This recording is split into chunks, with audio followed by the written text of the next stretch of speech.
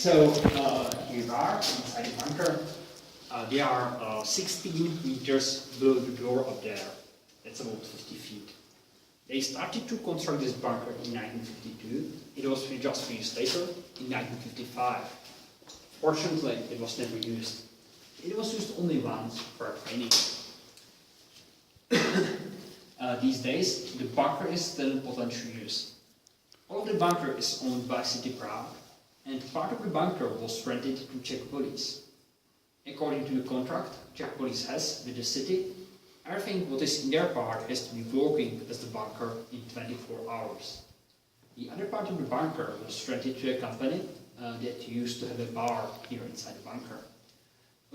Although I love the idea of having a bar here inside the bunker, this bar wasn't so successful. It went bankrupt very quickly, and nowadays this company is only renting our company rooms of this bunker for the Nuclear Vacuum Museum.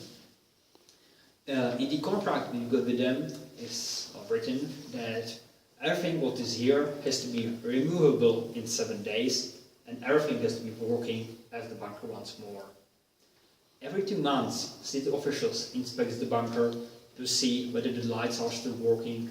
Sometimes they install new emergency lights. So still the bunker is in potential use.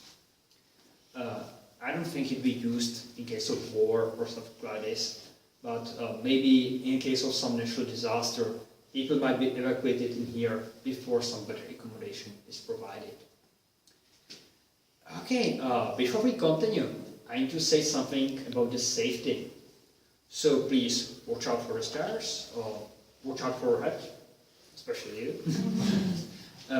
Do not touch any switches or handles. Yeah, especially do not press the bigger button. In case of blackout, don't worry, I have the torchlight. Yeah, I have the torchlight. And I will guide you to the nearest exit.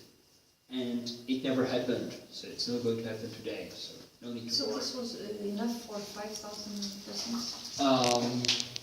Well, there is a sort of surprise about it, but I'll tell you at the end. Yeah, that's I think all. There's nothing dangerous or bad back there, so yeah, can't go.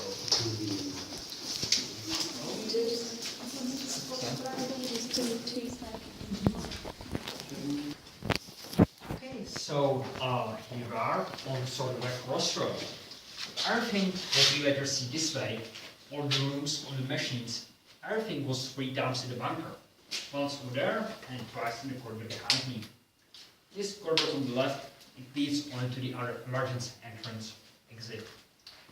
You will go through this room. It's a set of toilets for this bunker.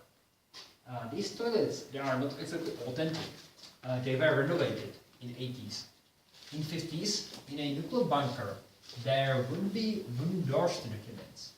There would be just something as a shower curtain instead. Yeah, you know, you are here for weeks, you don't know what happened outside, you could go crazy, lock yourself in, and commit a suicide.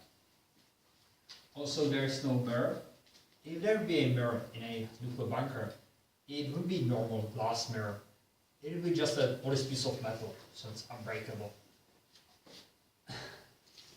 Okay, before we continue, I will also comment the Xbox logo over there. Here in this bunker, there was a presentation of the game Gears of War. So that's the reason why it's here.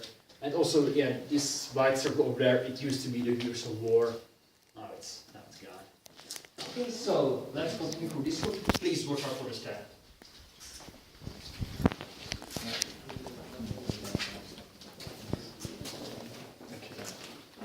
Very good.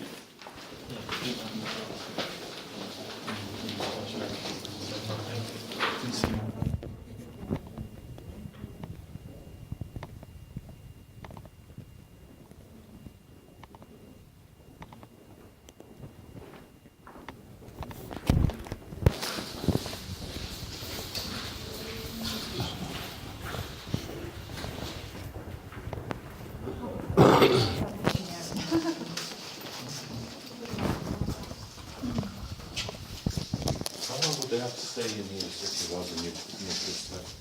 Actually, the maximum time for this bunker would be 8 weeks. After 8 weeks, they would run out of fuel, the lights would go off, the filtration would stop, and people will need to be evacuated out of the bunker.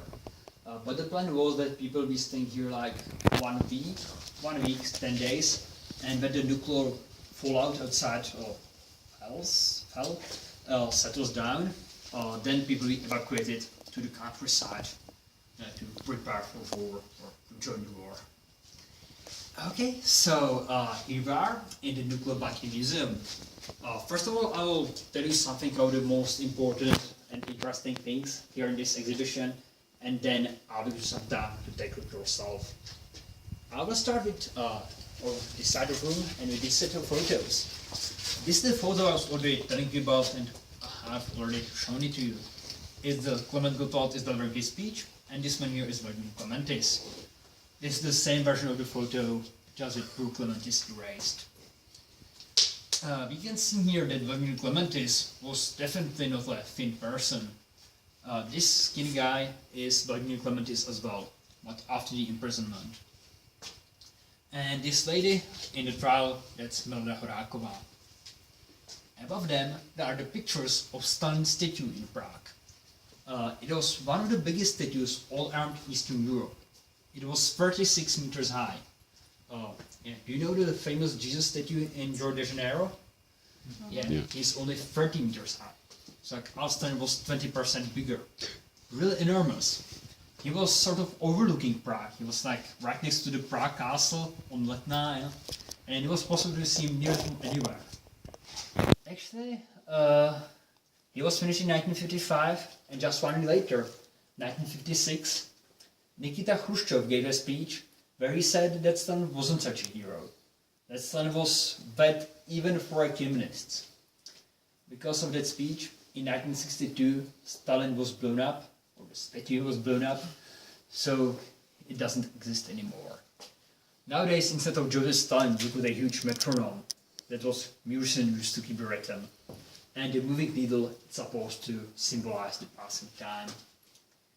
In 1996, there was a concert of Michael Jackson in Prague. And as an advertisement for this concert, there was Michael Jackson's statue standing on the very same spot as Stalin used to be. But he was much smaller, like 8 meters high. Michael Jackson? Yeah. Who was here? Yeah, he was here, he had the concert, and he was standing on the same spot as Stalin, or his statue. The message was clear. Capitalism had won, even in Czechoslovakia. Frames of the tanks. And here are the pictures how people are trying to fight the tanks. These two guys up there, kissing each other, they are Alexander Dubček and Leonid Brezhnev. After the invasion, Alexander Dubček and the Czechoslovak government were kidnapped to Moscow, and they were forced to sign a treaty that said that the invasion to Czechoslovakia wasn't really an invasion, that it was only a visit of a friendly armies, and that you are very happy to have them here, and that you are not going to take any steps against the armies. And first, they are from the funeral of Jan Palach, or before the funeral. Jan Palach's dead body was displayed in Charles University, and this is the enormous queue of people in Old Town Square that are willing to see Jan Palach.